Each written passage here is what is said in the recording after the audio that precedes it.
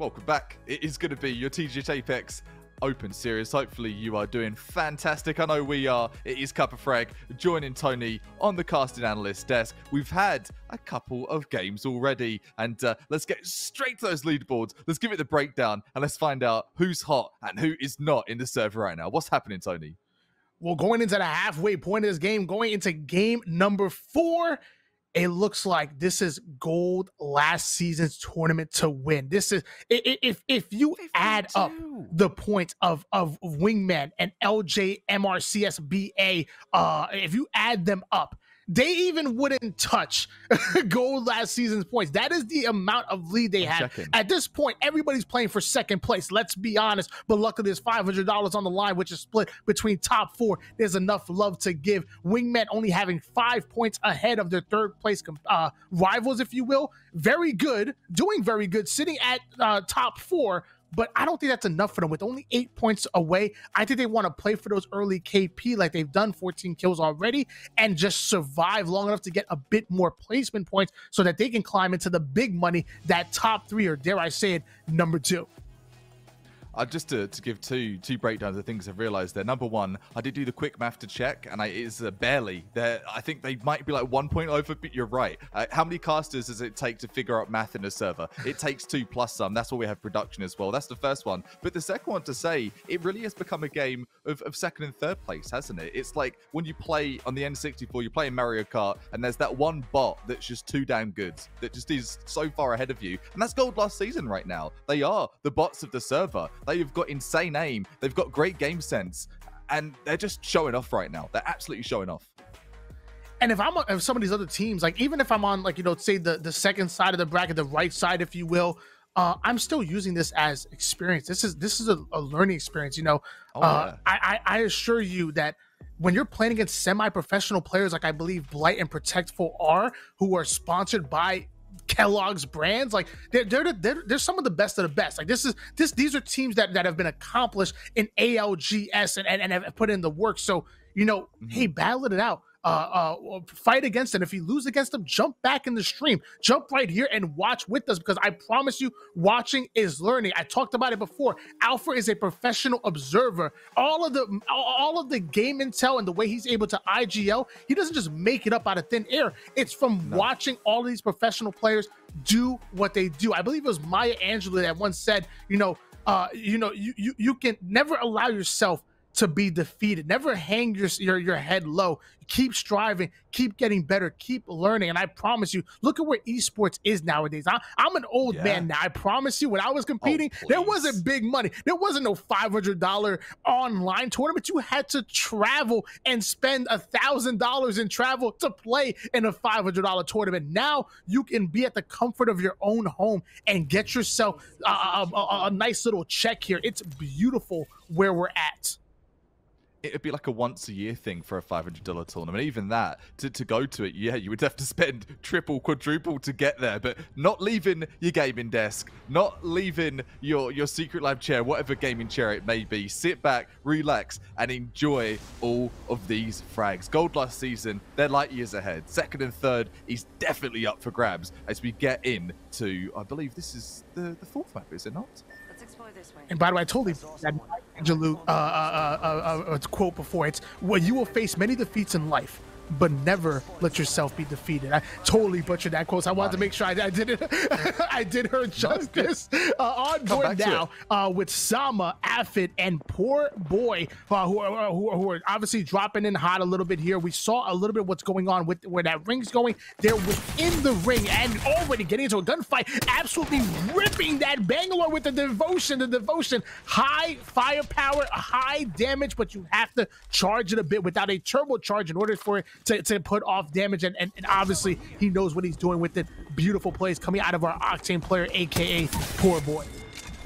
Devotion to that emotion, just going all for those frags. Gets the frag, gets the assist as well, and you talked of it. It's important to get those assists just as much as the frags. All the frags are coming here. What's been due to us everywhere. FCS already losing their Bloodhound player, and Gibby losing all of his shields and most of his life here, trying to stay alive, able to back down and sell up. Octane needs to be holding this angle here, but he ends up losing his shields as well. So Bloodhound just crawling away at the moment. Maybe he can drop a drop shield for him to play. And here comes the heal, no bubble. This is a risky heal as they're getting scanned in. Bloodhound trying to poke in, stopping that from going down. Gibby once again going down to one shot. This is not good, Z.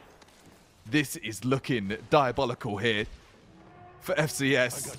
The shield does go up, going for the second res, not in the shield even, so though that shield's not going to come into play. Maybe for the obstacle to run through, and that is all that's needed. Peacekeeper back in the action for Cameron. FCS having no player currently with any shield at the moment, but I mean, so if Gibby does end up shielding up, at least he's actually been able to upgrade his shields over towards blue. They're currently gatekeeping this team from going within the tunnel, and we're going to find out what happens here because that team is already reviving that player here. I'm sorry, no, the banner has actually been dropped, and that player has actually gone down and got thirsty. They're trying to go at it. Peacekeeper's coming in, trying to put in the shot. That's 14 going in, and beautiful shots coming out of FCS, but our Gibby player is going to go down. Worth the calls, though. Worth the calls, committed to it indeed, and it's going to pay off for what I do. There's going to be a squad wipe. Beautiful squad wipe coming in from FCS, and that was a bit of a crazy engagement. I mean, we noticed that their Bloodhound player was already down, had to crawl his way back to the other side. All of their players were constantly losing shields, and I was actually kind of worried that maybe they would run out of cells and out of batteries, but they all come out unscathed. They all have blue armor, but they need to be out on their P's and Q's because there's a third-party situation coming in, and Gold last season also in an engagement as well. Oh, the napalm. Everything's coming down. Napalm like at least. All of the fragmentation, all of the bombardment, and they've got to be running for their lives. To Bangalore. Oh, smoke just went out there.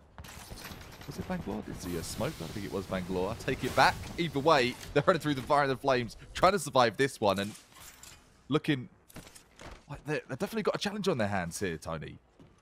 That they do, and you notice that Gold last season has completely changed up their composition. They've actually added an iteration that includes Blight and Rampart. So they've actually gone totally out. They had a Gibby and a Bloodhound before, and now they've flipped it completely. Alpha's now running Octane. Rampart is being run by Protectful, previously their Gibby player, and Blight has switched from Octane to allow Alpha to run it and has gone with Fuse. So even though they have a massive lead, they're still willing to try things out as Protectful dropping down the shields. You got to respect a team that's willing to try something different and is still going for these humongous plays. Dropping everything they can. Is Sussy Bucket trying to stay as least sus as possible and just go straight in for those frags. 2 frags to the name of Ush. And Octane, I was looking up actually. Octane, one of the most used agents, or excuse me, most used champions right now.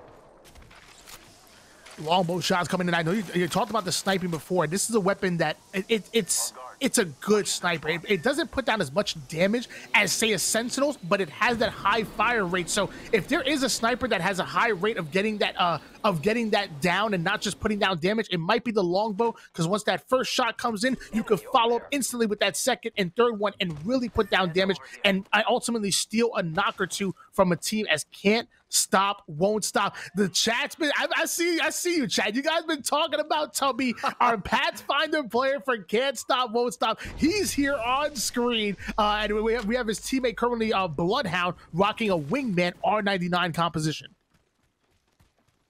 I'm going to have the ult available for Zeph as well. Can we see that Hunt get on and start to rev the engines up here?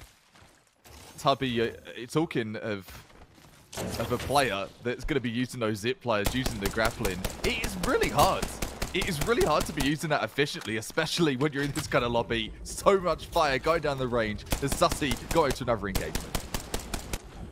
2x, 4x on the Rampage. He's putting down some good long-range shots, but they're not connecting just yet. Octane dropping the jump pad. He says, hey, I'm tired of these long-range shots. I want to get up close and personal. Already going for the weak side flank. Not to go with a stim as the Watson fence providing maximum cover, but even that's not enough to stop the reign of terror that the Octane shots are putting down, but he was not able to stay alive and get away with his life. Sussy, Baka also losing their Wraith player as well. That's going to leave Gibby by himself. Can he come out with the win? It's a 1v2 situation. Both of those players having full shields and dropping down with the Devo and putting Gibby in the dirt. That's going to be it for Sussy Baka. We have a new kill leader, and his name is Octane, aka Poor Boy. Poor boy, he's anything but poor. He's feeling rich in his ego, in his econ. Everything's looking good right now. He's just stocking everything up and trying to look for that level 3. Weaponry-wise, though, doing a phenomenal job. And if he keeps his aggression up, there's no reason, absolutely no reason, that the wingmen can solidify their place in the top 3. And we're back with Halo Kids, and mind you, I mean, Ed, the Azrael, who plays for Halo Kids, is in Puerto Rico, so he kind of in the eye of a storm that's going on, and he actually ended up having some power failure, and after game 1, lost power, and that was really tough for Halo Kids to bounce back. But now all players are up, so we're gonna find out if these console kids can put in some work. Octane, Bloodhound, Gibby composition, he gets his power back, and now we're going to find out if he can bounce back. We're in game 4. Anything can happen here. Hey, they get a decent amount of KP and get some placement points, and I promise you, Halo Kids can jump right back into it, but can Onion Zone do it? They're currently in the zone, taking damage, Zeke. Taking that damage, it starts to get you a bit anxious, and it does for me. Like, oh, it's not just the opponent I've got to worry about. It's all about the atmosphere, the zone. It's attacking you little by little, tick by tick. Horizon being forced to play by herself, and she elects to try to go into no man's land, but luckily she has that tactical ability, go up and at him, but almost falling in and getting her way with her life. I've never been so excited about a play that didn't even involve 2 players shooting. That was exciting right there, as Violet ends up getting away with her life, but still in the storm. 2 minutes and 36 seconds. She has 3 syringes, but can she get away with her life? It was literally like a Indiana Jones scene, wasn't it? Just grabbing onto the cliff, in there, just trying to grab before the end of the movie comes. But the movie is not over yet. The credits, they're not rolling. We are just rolling into the top 10 though. And notice how, as he's running, he opened up that bin and ended up stealing a syringe. So that might be crucial in him making it in. He has 4 syringes remaining. The most exciting part of this game right here is whether Horizon is going to make it into the hill. And at this point, with 3 syringes in the hill coming in, it looks like he will. But she does have to make sure that that we're not getting gate kept, because a lot of teams like to play that edge of circle. And as late rotators are coming in, they're able to get these easy KP coming out. So really having to be careful. 100 damage away from getting to purple shields. Let's find out if anybody else is doing anything more exciting than playing around in the hill. Horizon, we'll check back on you later. I promise. We'll get back to you, Horizon. Don't worry. We'll check back in. We'll check back in on that chapter. Tubby, still just a slide cancel master, movement master. Something that, if you're a Warzone player, you haven't played too much Apex, translates pretty damn well. And I'd even say you're a better slide canceller when you come into Apex. Prime movement, and that's what you need to see from a team in this tournament here. Can't stop, won't stop. Don't know if they're going to have a contention on the top 3, but it's all about pride at this point, and maybe just being a little bit tenacious to try and chase that dream of getting closer to the top 3. You did mention it earlier, and it's something I definitely want to bolster and give props to. You might not be going for a replacement, but you're going for what the best is for you, and that's what all these tournaments are about. Yeah, definitely. I mean, placement points are very good and they're very important. I mean, getting KP without placement points is like enjoying peanut butter without jelly.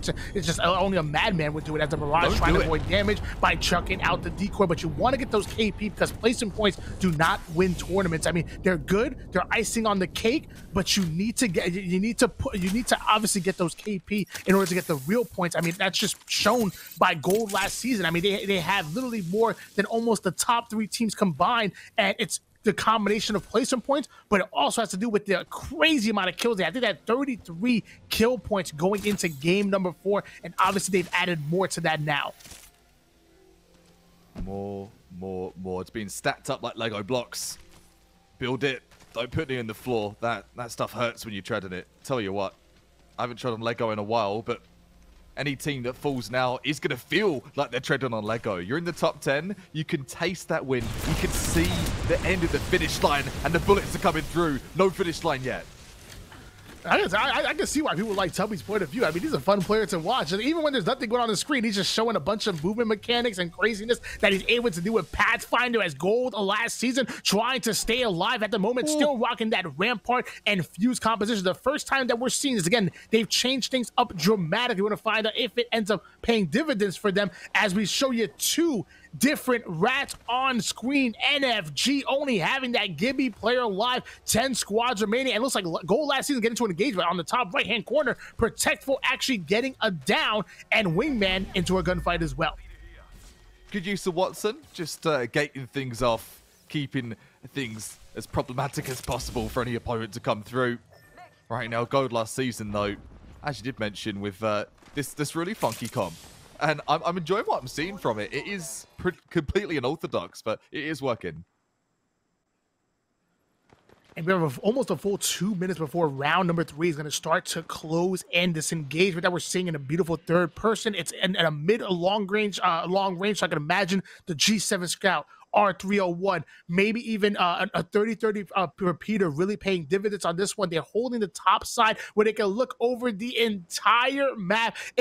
If I'm a competitive player and I'm trying to make sure I'm playing for the long game, getting into that final 3, final 4, I think right up here is where I want to be, especially when you have a Gibby composition. You can drop a bubble, drop an ultimate bombardment, and then just play that roof while teams are trying to play towards you, and you can get all the intel by looking above your opponents. I'm liking the way J2's playing. That's the team that's holding this top position, but keep in mind, in 1 minute, they're going to have to get out of Dodge and get into the hill. Great analysis. That is actually like professor level analysis of BR in general. It transfers again. Most of my experience does yield and come from Warzone. And in that matter, you've got to be omnipresent with your vision. You've got to be seeing things right now though. All the vision right down the barrel. And R301, he's going to be blasting down the range. Wingman Association putting in the damage. That's going to be the Eva putting down, and red shield being gained by Poor Boy, who might not be poor for long in a $500 prize pool game. He's going to, I promise you, he's going to come out with a little bit of cheddar. He wants it. He wants all of the cheese. Cheese plays, rat plays, it doesn't matter. Whatever gets it done. Talking of professor level analytics and breakdowns, make sure for Wilfrid Law University, they've got plenty to up your game when it comes to your intel, game design, digital media, and business tech management courses, all available there. Check that out at wlu.ca, wlu.ca. And I talked about the positioning of J2, and look who took over that position. It's gold last season. Z, what are you seeing? I'm seeing a whole lot of exactly what you're talking about. The observation station looking from all over top, but nothing on top right now. Just Mastiff on top of his game. Coastal with a Mastiff on top of his game. Trying to get all that vision. Trying to spread the wealth of knowledge to his teammates. Beautiful shots coming in from Simon Money Crew. That R99 is absolutely relentless, and he also has the Mastiff in his back pocket. I'm liking the way Simon Money Crew is playing, but the hill is closing in. They are aware of it, so the rotation is coming in. They do have a Caustic, which is amazing at gatekeeping. We're going to find if they can come out on top of this one. 7 squads remaining, Z.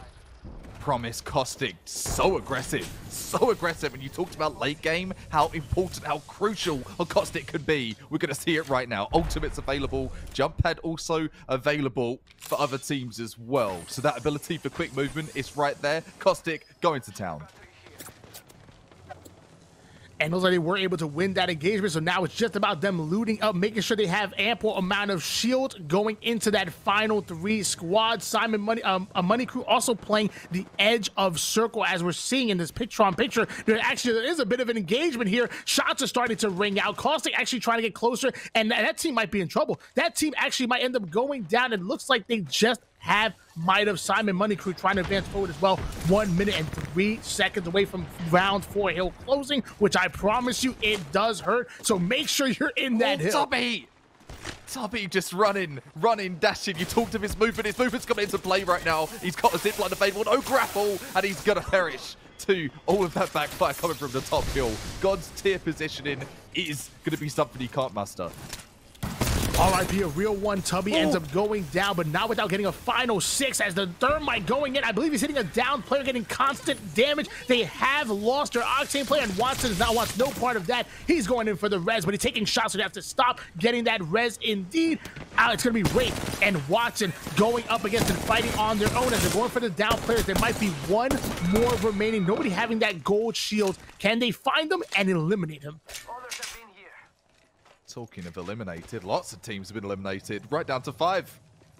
Top 5 position, you see the bronze medal, you see the silver, you see the gold, and you've only got to envision yourself holding that gold right now. Let's see what teams are still in this. Zone, it's getting so small right now, and at this moment, we talked of last zone preparation. You've got to get yourself in that right mindset.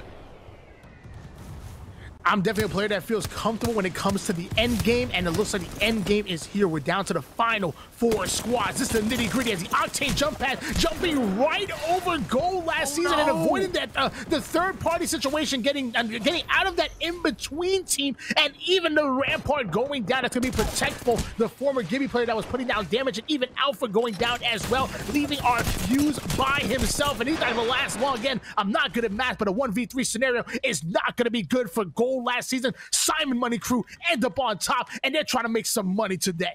Gold last season, put to the grave, buried, dirt on their face. The shovel is all they can hear as they're going to be mustering themselves up for that next battle. 3 teams remain. 7 people. It's exactly like it was last time. 2 teams with a max 3 and 1 ratty player just chilling somewhere in the sewer-like atmosphere that they have left in this period. And this is such a tough time to be that last player. So much pressure on your shoulders, Tony. And I think Simon Money Crew has realized a sense of urgency now that we're in game number 4, so they really have upped the tempo here. You notice that one player had 4 kills by himself. So literally Simon Money Crew up in the tempo. They need a win right here to try to climb into the top 3 because they are running out of time. NFG having that rat player in Givy has the ultimate bombardment waiting and ready for the hill to close in. As like you said, it's a 3v3 v1, and Wingman Associates always sitting towards top 2 every game. Can they pull out a big win? The win has avoided them, even though they've been sitting in second place all through the tournament and almost through every single game that we have had on stream. They deserve this. You've got to say it. Give it to them. Go on, Game Overlords. The Apex Legends Overlords. Give them the dub. They deserve it.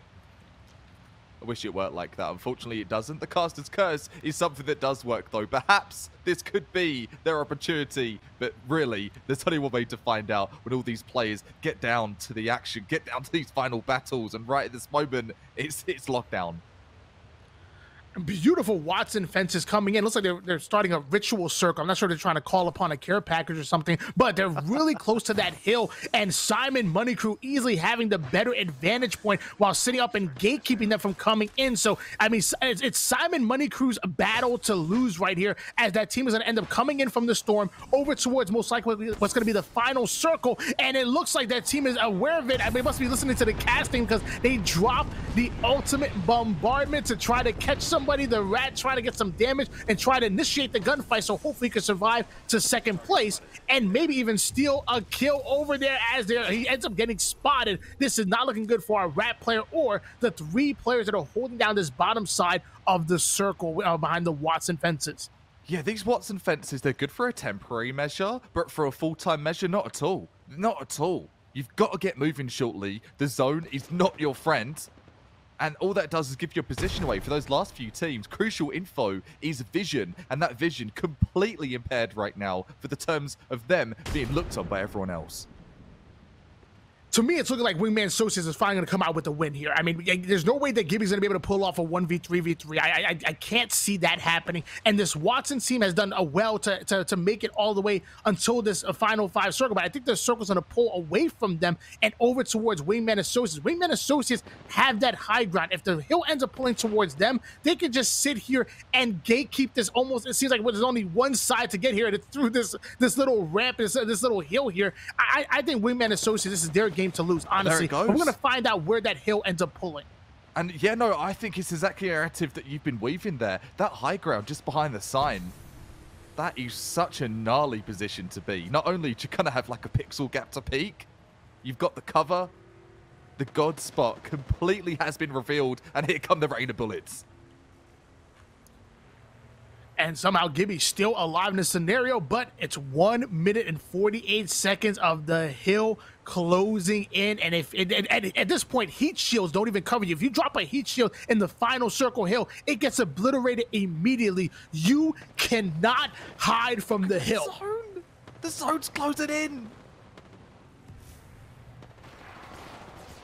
That it is, and here I think that was another bombardment coming in from our Gibby player, who ends up getting hunted down, punched out as he's trying to survive, but that's going to be it. 2 squads remaining. It is a 3v3, but as I said before, the hill is pulling towards Simon Money Crew at the moment. They're in the hill. They have position. They have that Kraber. It's looking good. I mean, can they come out on top here? They're holding down the top side. I don't know if this Watson team is going to be able to survive. They have to push away from the hill and win their gunfights at the same time while caustic gases are being dropped to gatekeep them. That's a nightmare. That is an absolute nightmare. That's the last thing they needed. That's going to zone them out. That's forced them off the angle. They're being forced into the zone. Oh, what? The clutchest jump pad ends up coming out, putting them in a very good position. Now it's about winning their gunfights, but even that wasn't enough. Simon Money Crew coming out on top. It was that team that was holding down that Watson team. It was only a matter of time. I'm loving the jump pad play that was coming out of our Watson team to get into a more advantageous position, but somehow wasn't able to come through it. Beautiful plays coming out of Simon Money Crew. Simon Money Crew with the tag food, and yeah, they're hungry for the win, getting it done. And what an interesting last zone that was. Usually for those last zones, you see a straight out gunfight, GG, no really, nothing else to come. But for that one, you're completely correct. I'd love to break that down, and an actual replay would be fantastic, but just going to go for the verbal one. The positioning of that jump pad, it completely changed that last gunfight, didn't it, Tony? It definitely didn't. I'll be honest with you, almost made me a believer. I'm not sure who was that team running the Watson composition, but they were sitting at a non-advantageous position for so long, all the way into the very last seconds of the hill closing in. Then as the hill was closing in, they dropped the jump pad and pretty much take away that slow angle and make it quick, and almost caught Simon Money Crew on surprise. They were getting some good shots to that player. I think Octane had a Devo that was turbocharged, which puts down maximum damage by itself, but somehow even that wasn't enough. Simon Money Crew were sitting on top of the hill, gatekeeping. They had the best position, and sometimes, you know, you can have the most amazing gunfights. You know, you can hit all of your shots and have the most amazing gun skill, but that's not enough because you're just going to get out positioned. You're going to get out rotated, and that's what we saw coming from Simon Money Crew. We're going to find out if we see more from them. Don't touch that dial. We're going to go on short commercial break and then come right back to you, where we'll also have the leaderboards for all of you as well.